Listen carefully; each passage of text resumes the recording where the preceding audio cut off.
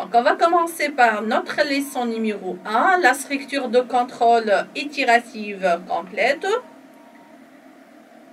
Activité 1. Donc, on vous demande dans cette activité d'écrire un algorithme intitulé matière permettant d'afficher 4 fois le mot informatique.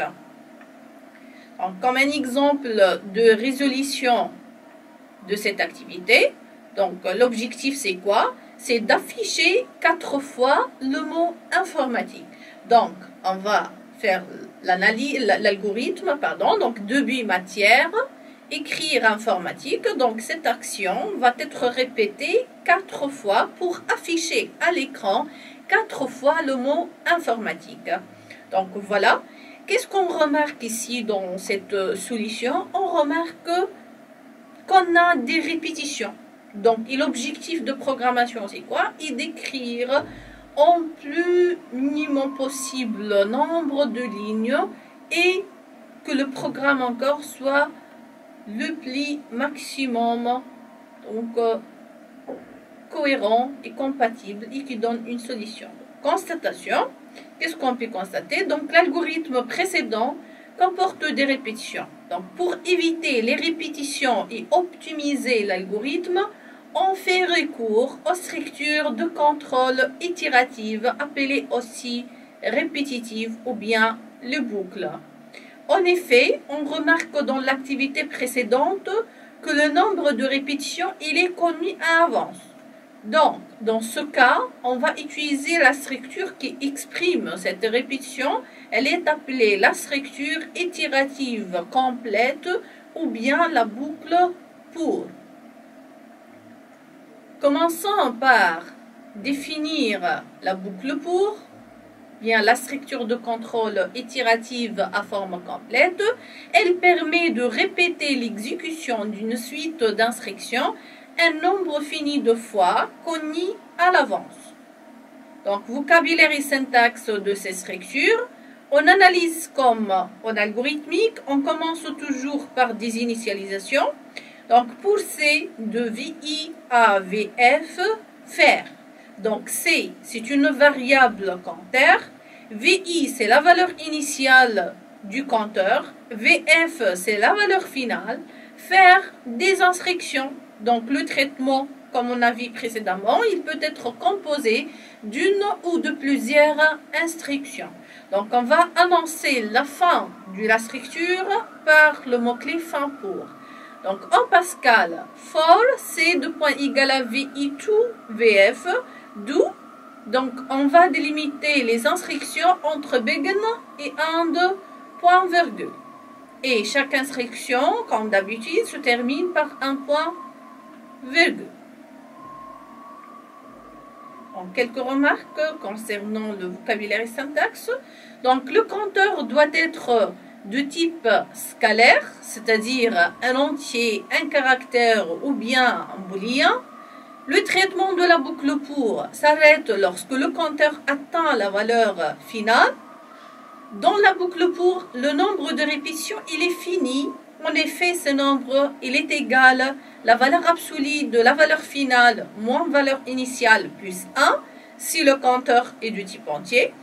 Or de VF moins or de VI plus 1 si le compteur est du type caractère. Dans la boucle pour, à chaque répétition, le compteur sera automatiquement incrémenté d'une unité. C'est-à-dire le compteur va passer, par exemple, d'un pas à un autre automatiquement. Attention ici, on évite que les traitements modifient la valeur du compteur de la boucle.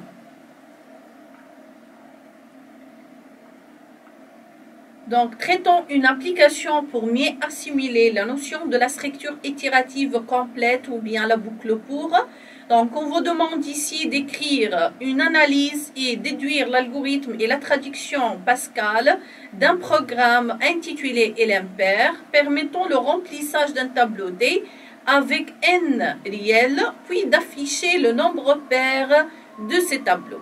Donc, l'action qui se répète ici, comment on va résoudre notre problème. Donc, l'action que se répète ici, c'est l'action de remplir un tableau par des entiers paire. Donc, on doit, par exemple, supposons que le tableau contient 10 éléments. Donc, l'action que se répète, c'est le remplissage de chaque élément. Et encore par la suite, on doit parcourir la totalité du tableau pour déterminer quels sont les nombres pairs du tableau. Donc, comme analyse à ces problèmes, toujours on commence par le nom, donc il est impair. Le résultat, il s'agit d'un affichage. Donc, pour i de 1 à n faire, donc la boucle ici elle est utilisée pour donc ici tester est-ce que les éléments sont pairs ou non. Donc, pour le test, on doit utiliser la structure conditionnelle réduite. Donc, ct de i mod 2 égale 0. Alors, écrire tu dis i. Donc, ct de i mod 2 égale 0, cette action permet de tester donc, si l'élément tu dis i il est pair ou non. Donc, s'il est pair, si la condition évaluée à vrai, donc on va afficher le TDI. Fin si, pour finir la structure conditionnelle, et fin pour limiter la structure itérative complète. Donc, maintenant, l'action pour i de 1 à n faire TDI égale à donner. Donner l'élément numéro i, fin pour. Donc, ces instructions permettent de remplir le tableau T par n éléments. N égale à donner. N représente ici la taille du tableau. Donc, donner la taille du tableau. Donc, les objets ici qu'on a utilisés dans cet exercice, le T. Donc, T, c'est un tableau de 30 réels. C'est un tableau de réels saisis. I, c'est un entier, donc représente le compteur. Et N, c'est un entier, c'est la taille du tableau. Donc, l'algorithme et le programme Pascal correspondant à cette application. Donc, l'algorithme commence toujours par 0 de biais l'impair, écrire, donner la taille du tableau, lire N. Pour i de 1 à n faire, écrire, donner l'élément numéro i, lire TDI. Donc, fin pour i de 1 à n faire, si TDI mod 2 égale 0, alors écrire TDI, fin si, fin pour, i fin lm pair. Passons maintenant à la traduction Pascal de l'application. Donc, programme lm pair, var, donc les variables t array de 1 à 30 of real, n et i ce sont des entiers, begin, write ln, donner la taille du tableau, read ln n, for i de point égal à 1 to n do, begin, donc for i de point égal à 1 to n do, donc c'est la traduction Pascal de la boucle pour, write n, donner l'élément numéro i, read ln t de i, and point virgule, donc for i de point égal à 1 to n do, if TDI mod 2 égale 0, then write ln t de i. Donc, on va ici d'exécuter cette application sur le compilateur Pascal. On commence l'application par la compilation. Donc, compiler, c'est bon, pas d'erreur.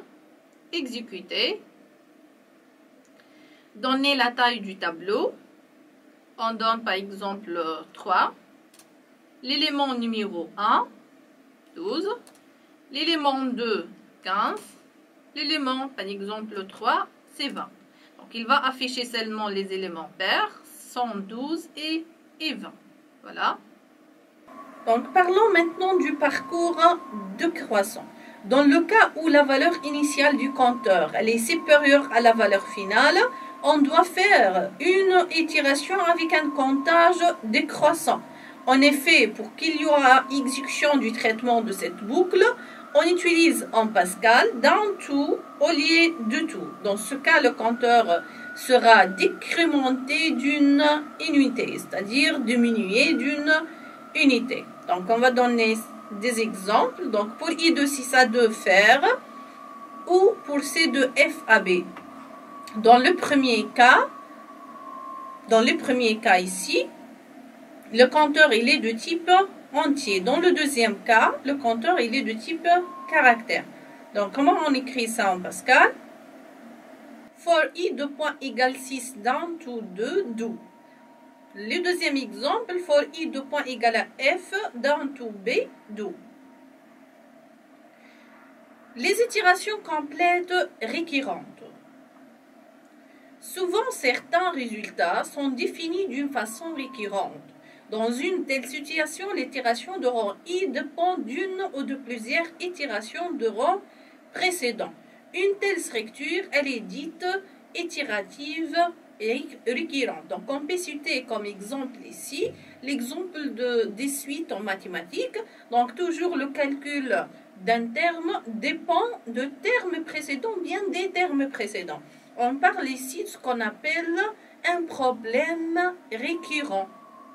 Donc, on illustre cet exemple par une activité. Donc, on vous demande de décrire une analyse et on déduire l'algorithme d'un programme intitulé factoriel qui calcule la factorielle d'un entier naturel n et l'affiche à l'écran.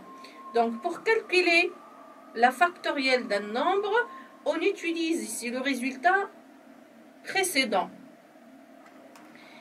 Donc, l'analyse de cette activité, le nom, on va donner comme nom factoriel, le résultat égal affiché n factoriel égal à fact.